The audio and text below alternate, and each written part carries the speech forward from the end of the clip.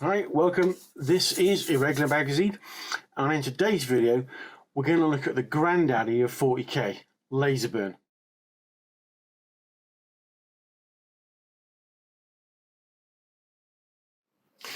In the annals of tabletop gaming history, some treasures shine brightly, while others remain hidden gems, only known to dedicated enthusiasts. Laserburn, a 15mm sci-fi science fiction game, released in 1980, falls into that latter category. Yes, its influence resonates through one of the most successful wargame franchises ever created.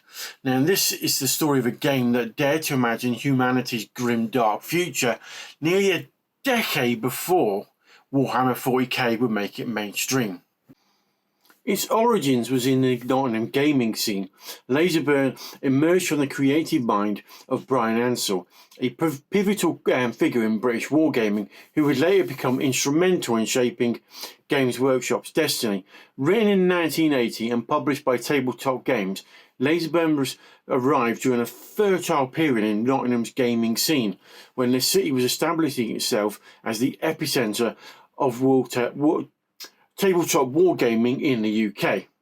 The game almost took a different path entirely. Ansell originally offered Laserburn to Games Workshop for publication, but the company at the time declined in favour of developing their own science fiction rule set called Spacefarers. This rejection proved serendipitous, as it led Ansell to partner with TTG and create what would become a cult classic, while simultaneously paving the way for his future role in developing Warhammer 40k.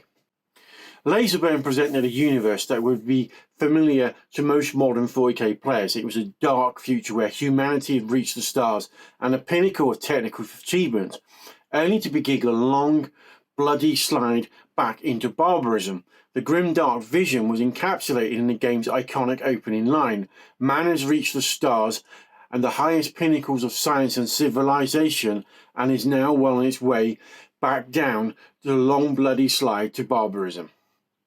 The game was designed as a skirmish level conflict system, typically involving between sort of 12 and 20 miniatures per side, though it could accommodate both smaller engagements and much bigger ones.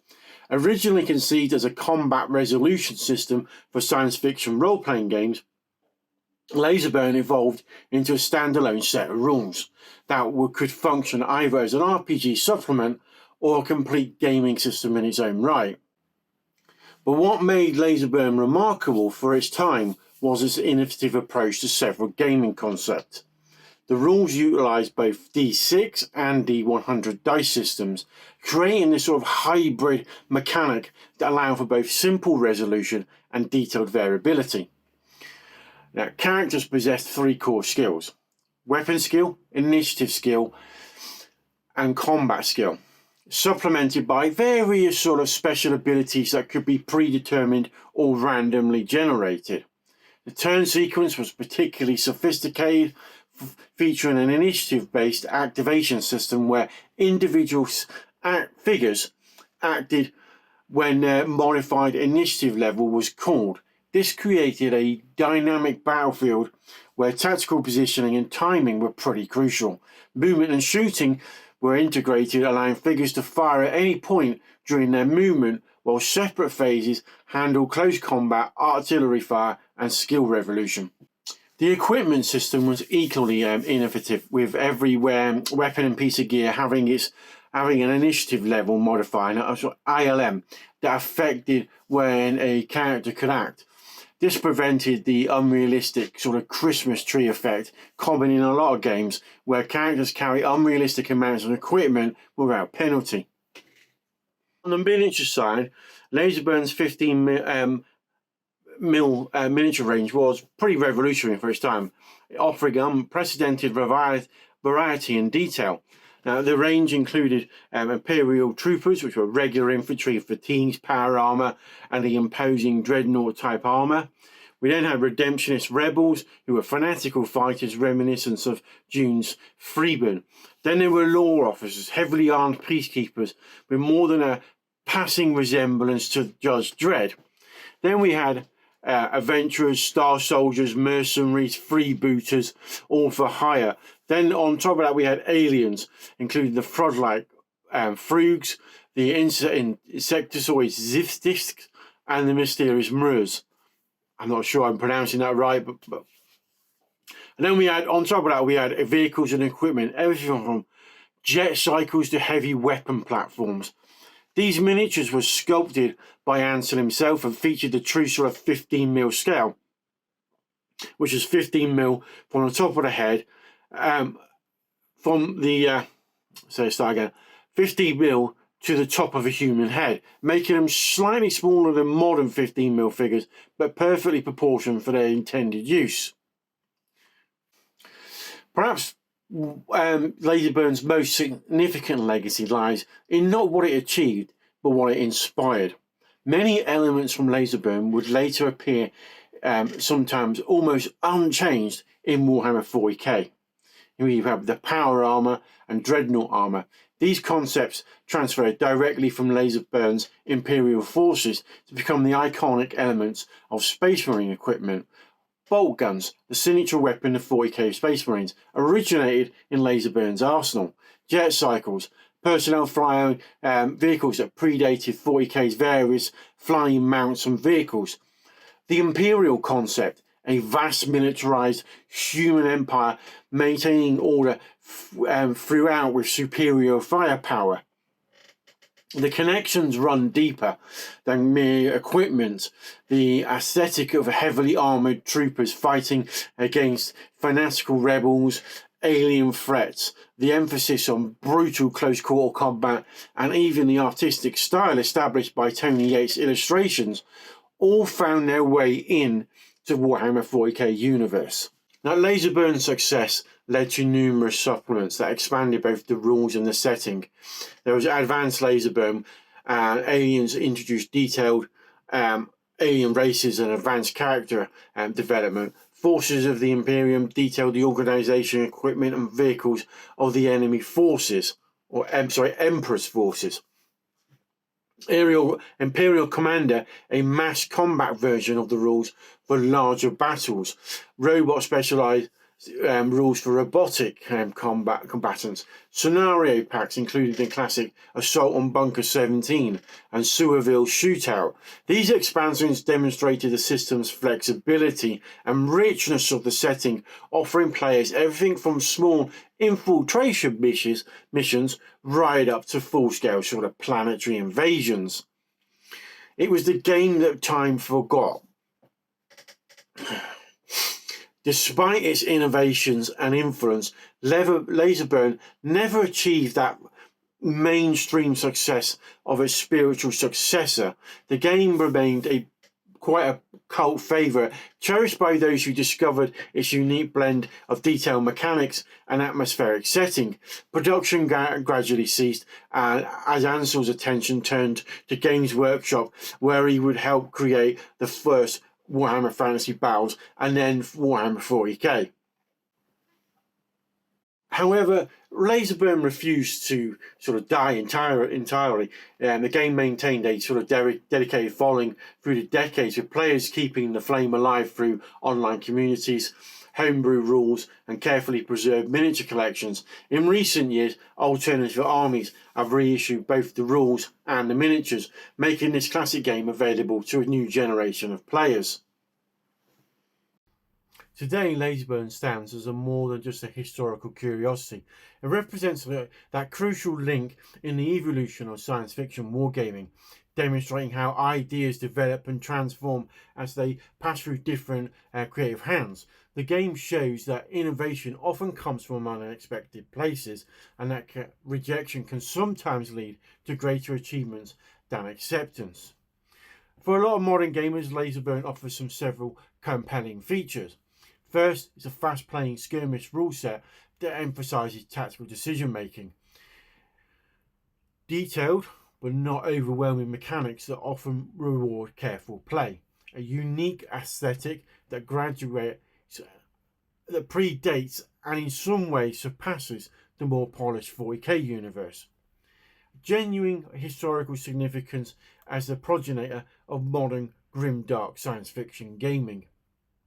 Now, the game also serves as a reminder of gaming's DIY roots, when rules were written by enthusiasts for enthusiasts, and when the line between player and designer was pretty fluid and inviting.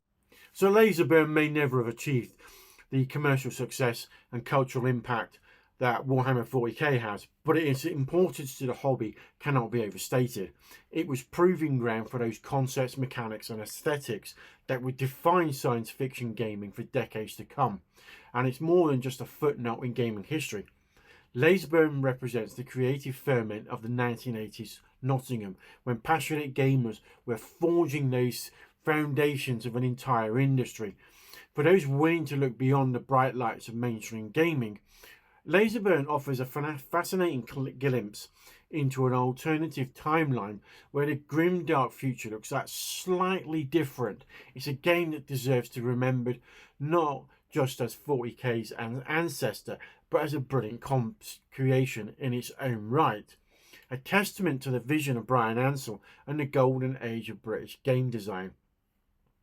In the end, perhaps Laserburn's greatest achievement is proving that from humble beginnings, great things can truly rise. The game may have been forgotten by many, but its spirit lives on in every bolt around fired, every power-armoured warrior deployed, and every grim dark future imagined by gamers around the world. For me, Laserburn was something I came across well into the sort of late 80s, early 90s. I was aware it had been around because other people had mentioned it within the wargaming community. But I hadn't really played it and until about 2000s, I think. A friend introduced it to me properly, and played some games of it for the very first time. Though we used 28mm miniatures back then rather than 15. And in more recent years, as I've graduated towards those smaller scales, sort of like 20mm, 15mm and 10mm, Laserburn sort of cropped up again on my radar. And I started looking for rules for gaming in 15mm sci-fi. I started building a sci-fi army, and then because I was getting stuff from alternative armies, I decided, actually, I don't have the Laserburn rules. They're not very expensive. I'll buy them and have a time take a proper look at them this time, for the purpose of actually playing 15mm.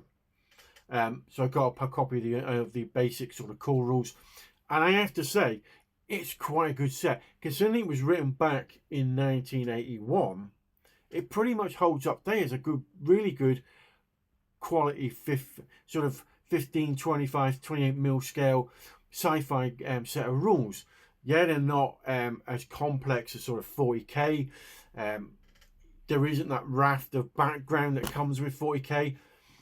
But who cares? If you're looking for a set of simple rules for a skirmish game, and Laserburn is a pretty good one to look at. Yes, it doesn't come in a fancy book. It's a black and white printout, spiral bound. It doesn't have that gloss and finish of a modern set of rules. But for the price, it's a really good quality set of rules that are on a really budget scale. Modern sets of rules can cost you anywhere between 20 and 50 quid. Laserburn, I think, is around £6 to £7.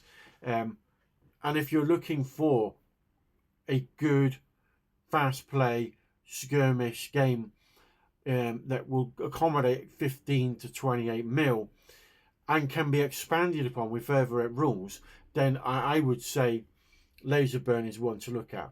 You're not going to break the bank buying the set of rules, so why not give it a try? And that's what I did. I gave it a go, and I quite like it. I quite like the fact there isn't that gloss and that sort of polished production around it like you see with modern war games. I kind of like that sort of old school feel where it's feels like a zine. Those back in the 80s when everyone was producing not webzines but zines for D&D and various other games on their printers at home. and stapling them together. It kind of has that feel for it, and I quite like that. The sort of that retro sort of old school feel, but it's backed up with a nice, really good set of rules. Anyway, that's all for this week. Don't forget to like, subscribe, and if you're looking to get into Laserburn or give it a shot, then I'll drop the link below for Alternative Armies where you can pick it up. See you next time.